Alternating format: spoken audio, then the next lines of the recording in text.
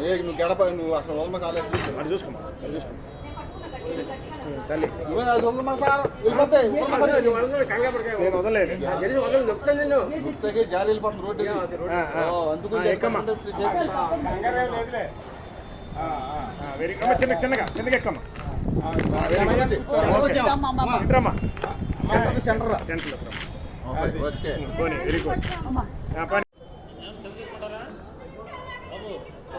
లేదు లేదమ్మా పంపిస్తామమ్మా చిన్నపిల్లల హాస్పిటల్ అంటే అర్జెంట్ అంటే